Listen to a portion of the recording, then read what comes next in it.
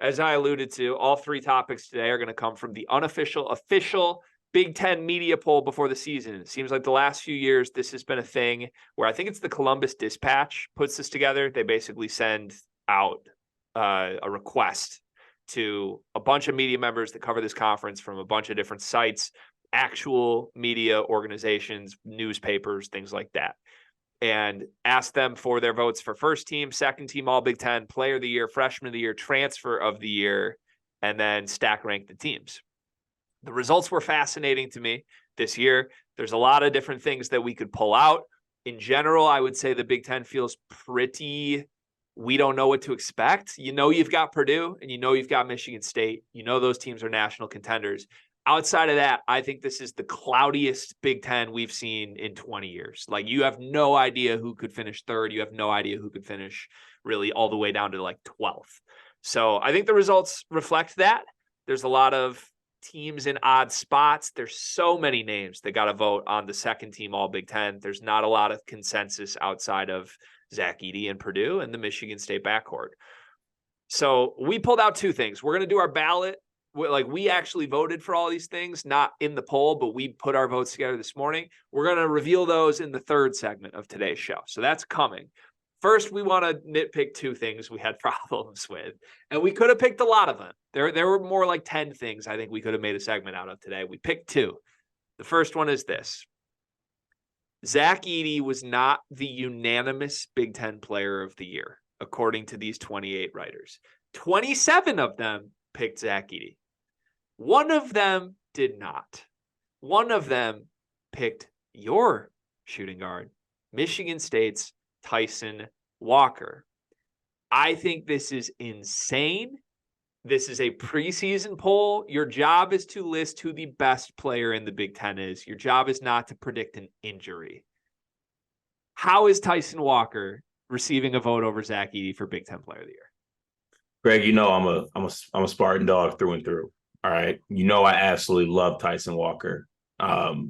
Watching him play last season, watching him play, I mean, already predicting and looking forward to what he's going to do this season. I think he's in line for a very, very special year. With that said, there's absolutely no way that Zach Edey should not be the unanimous preseason player of the year. It is malpractice to not have him as that. And I say that as a Michigan State fan and a Tyson Walker fan, whatever you want to call it. It's not a slight to Tyson either, by the way. I don't think it's a slight to any player in the conference. It's Zach Edey. It's the national player of the year. If he can be the national player of the year, I'm pretty sure he could be the best player in his conference pretty easily and should have that respect as the best player in the conference. It's one of those things where, you know how we always say on this podcast, like, there's a world, or I can make an argument, or we could hear an argument. Don't want to hear this one. Zach Edey should be the unanimous preseason Big Ten player of the year. And I'm not hearing any other tangents going off of it, because the only one that you could say, you mentioned, is that Zach Edey decides that he's done with school, he's done with Purdue, and leaves before Big Ten play, or God forbid something happens to him during the season, which is crazy to even try to picture that. That's insane in itself. So I just don't know how you don't have Zach Edey as a Big Ten preseason player of the year. It makes no sense to me. It's kind of laughable. You can't make an argument for it. Like, that's one of our favorite tropes is, well, you can make an argument. You literally cannot make an argument that Tyson Walker will be a better basketball player this season than Zach Edey. It's not real. There is no outcome. There's a 0.0% outcome. We can simulate this 10,000 times, and 10,000 times Zach Edey is a better college basketball player than Tyson Walker. I want to give you some numbers to quantify this, Carter, because obviously Zach Edey's great. He won the award last year, and obviously if he stays healthy, he's the favorite to win it again. But I think people are forgetting how generationally never seen before dominant this big man is. In a 4-week stretch last year, Carter, Zach Edey went to the Breslin Center at Michigan State, put up 32 points, 17 rebounds, and 2 blocks. Then a week later, he went back to West Lafayette, where they played Maryland. He had 24 points, 16 rebounds, and 2 blocks. Then a week later, Michigan State came to West Lafayette to Mackey. He put up 38 points, 13 rebounds, and a block. Why'd And you then have to a pick? week Why'd later, you have to pick this stretch? then a week later, he goes to Assembly Hall in Bloomington to his rival, where he put up 33 points, 18 rebounds, and 3 blocks.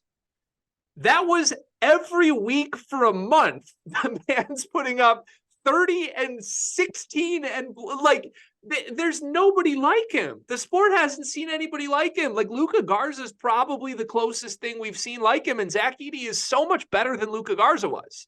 And I don't know if Illinois fans or if Iowa fans are going to get mad at me for that, but like Luka was just an elite offensive weapon. Zach Edey's an elite offensive weapon and an elite defensive weapon and a physical force the likes the sport has never seen. He never comes off the court. He's the reason Purdue is the favorite for all of this stuff. And this is not disrespectful to Tyson Walker. This is not disrespect to anybody on Michigan State or anybody else in this conference, but everyone else is so far behind him. Like this vote could have been for Terrence Shannon or Boo Buie or Jameer Young or any of the other guys that are like quote unquote first team all Big Ten preseason guys. It would be equally as ridiculous as it is to think of Tyson Walker would need to be putting up 30 and 10 every week in order to even be in the same conversation as Zach Edey. And no disrespect to Tyson Walker, he's going to score like 14 points a game. If Zach Edey scores 14 points in a game this year, it's his worst game of the season. Hey, can I play quick devil's advocate here? No. Just quickly. Sure. Because now I'm thinking about it, okay? I'm thinking about a world. I'm thinking about maybe a world here. Because I'm trying to figure out what the thought process would be. Either because it could only be one of two ways. Either something happens to Zach Edey or Michigan State's just that much better than Purdue. Wait, hold on this quickly. You don't vote in the preseason for bad things to happen. Like okay, but what about the second form of that? Like you think Michigan State is going to win the regular season and like win, be a better team than Purdue. But if Michigan State beats Purdue, wins the Big Ten, and is a better team, if Michigan State's the number one team in the country and Purdue's like 10th, that's because Michigan State's depth and Michigan State's trio of guards are better than the collective group that is around Zach Edey. That could happen. It is certainly a world. It is not going to be a world where Tyson Walker averages 24 and 8. Like that is not in the cards. And I've even in our Discord, we've had some people discussing like, oh, Tyson can make a jump. Even if Tyson Walker's better this season than he was last year, I don't think it looks different statistically, does it? Like how see that? Yeah, no, it does though. But how? Because you more. Well, I'm saying more points. I think there's. How does that happen? We've said that's going to AJ or Jaden. So, but it could also go to Tyson though. I think it's. I'm not saying who it goes to. I'm saying it could go to one of the three. But you had the departure of Joey, which is 15 points right there, and that has to come from somewhere. It could come from somebody else. Who knows? Fuck, it could come from it's going to come primarily from whoever plays the 4. First of all, I'm sorry, but you can't just remove 15 points from your power forward and give it to your shooting guard. Whoever plays the 4 is going to score some of Joey Hauser's points. But so not all of them. If we want to say there's like 10 shots to distribute, all I've heard all offseason is that those shots are going to Jaden Akins, and that's why he came back. So we're just in this twilight zone of a world where I'm being asked to envision a world where Tyson Walker jumps from 14 points to 20 points a game, and Jaden Akins jumps from 10 points. Has anyone actually said him jumping to 20 points? I'm just lost on what we're discussing then, because we're discussing a world where Tyson Walker is a better player than Zach Edey. So are we saying Tyson Walker is a better player than Zach Edey this year if Tyson averages 17? No, I think we're arguing something different now. What are you arguing? Because you were saying I'm envisioning a world where Michigan State's better than Purdue and Tyson is better than Zach Edey. Well, that I was saying the person who picked that's what I thought they were obviously thinking. Like they think that if Tyson gets to like 17 to 18 and they're the number one team in the Big Ten, that would maybe give him the edge. I wouldn't personally agree with that. I don't think that's good enough to surmount, is that the word, or whatever word, like Zach Edey from the throne of Big Ten Player of the Year. But I'm saying that's what they might be thinking. And I guess I kind of got going on another tangent there, because I think there's a world where Tyson does take a statistical jump, not like to 20 or 24 or something, like to get past what Zach Edey stats are at. I'm just looking at it more in just Tyson Walker as a player. I think he could average 17 or 18 points, but I don't think that is good enough to be Zach Edey as Player of the Year. But I just want to be on record saying that he can make a statistical jump this season. Okay, yeah, I just don't know what we're discussing anymore. Like, is there a world? Can you make an argument that every Michigan State player takes a jump? I guess. But you just told me that Tyson Walker, it won't look different this season for him, like statistically. I don't think it will, because this is I don't think people understand that in order to take production jumps, you need opportunity. Like, you need to go from a role where you're just let's look at Tyson last year, for example, Cart. Max Christie departed the team. So the offense started running through Tyson Walker, and coincidentally, he was way better. Okay? Like, if you were trying to convince me that Tyson Walker could be a first-team All-American and maybe even better than Zach Edey, if A.J. Hoggard wasn't here, because now the ball's in Tyson's hands every play, and he's the only guy that we're worried about driving, like a Denzel Valentine-esque, we're going to give it to him every play, then yeah, I would buy that. A.J. Hoggard's a ball-dominant point guard. Like that or not, if A.J. Hoggard is being used well enough for Michigan State to be the fourth best team in the country, like we all think they are, then A.J. Hoggard has the ball as much, if not more, than Tyson Walker does. And I'm not saying Tyson Walker can't score and be great, but like, all three of these guys are back on the roster.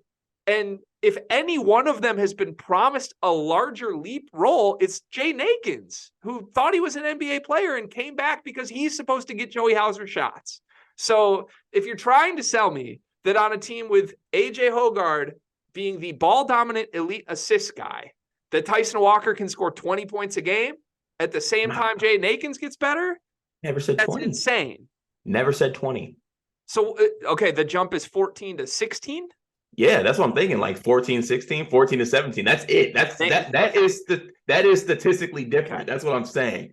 You saying statistically the same, that him staying at 14 doesn't sit right with me. That's all I'm saying. I'll even take one more point. It's a super compelling discussion that maybe Tyson Walker can take a jump up 1 point per game when we're talking about if he deserved to vote for Big Ten Player of the Year over Zach Edey. But we both agree he didn't. Compelling. We both agree he didn't. We didn't need to do that entire 10 minutes on. Okay. Yeah. Ooh, can he get to it's 15? Your fault. Can he get to 15? Ooh, like he was great. He was about as good as I think he can possibly be on a team with A.J. Hoggard and Jay Nakins. And it'll be the same this season. So if Tyson goes up to 16, if he goes up to 16, what's Jaden do? I don't know. Maybe get over 10 so he can get some respect. So everybody goes up. What's AJ do? I don't know. I feel like AJ is going to be pretty much the same. Okay. Because these numbers are starting to look like Malik's projections of where everyone averaged 15 this year as you go down the line. Give me everybody's points per game from East Lansing. What are they doing? Everybody's taking the jump. That's what I'm told. Let's see. I'll probably have AJ at like 13. Probably got Jaden at like 12. Probably got Tyson at like 16, 17. And then everyone else kind of just filling in. I don't really have like any other projections. I think in a perfect world, I'd love like Xavier Booker to like average like 8, 9, but I don't know if that's going to happen. Malik Hall? Malik Hall probably 8. All right, so that's a leap from everybody except for Malik Hall. Yeah, leaps are pretty strong. I mean, I'm asking for what? 1 more point from Jaden? 3 more points from Tyson, 2 more points from Jaden, 1 more point from AJ. Yeah. Sounds How about many? right to me. I'd love some numbers on how many teams in college basketball in the last 20 years have had 3 guards score 12 points a game or more on them. I mean, probably those Baylor teams. You think? Yeah, like Davion Mitchell, Maceo Teague, and Jared Butler. So we're looking back on that team, the Jared Butler year, and I think we would both agree that team is, if not the best backcourt in 20 years of college basketball, right up there, right? Like, how would you frame that? Is that the best backcourt in 20 years in college basketball? It's probably up there, yeah. Okay. They went 16 points, 15 points, 14 points. Nobody else on the team had more than 9 points. I like that model. That's what we're thinking here. I like that model. I don't know about did you say 16, 16, and 14? Tyson Walker had 16. Maceo Teague was 15. Davion Mitchell was 14. Yeah, I don't think it'll be that high. They all played 30, 31, and 33 minutes. I don't think it'll be that high. But I do think that, like, what did you just say that all 3 guards average over 10? Yeah, I mean, I want how many teams have had 3 guys with 12, because that's what your projections. And I'd be a little curious on tempo as well. Those Baylor teams played pretty fast, if I'm remembering correctly. Michigan State has been extremely slow, even though they've had AJ Hoggard at point guard the last 3 seasons. So I don't know. I'm very curious, man, because I guess that's the bar. I guess the bar for Michigan State is best backcourt college basketball scene in 20 years. If you're expecting these 3 guys are going to average 12 a game or more. Man, I really just asked for 2 to 3 more points from Tyson Walker, and it's just absolutely spiraling. Well, at the same time, every other guy's taking a quote unquote jump. That's like, it can't happen. That's the point. Not all 3 of them are going to take a jump. That's not how it works. 2 of them would take a jump if 1 left. They didn't do that. So is scoring 2 more points a jump?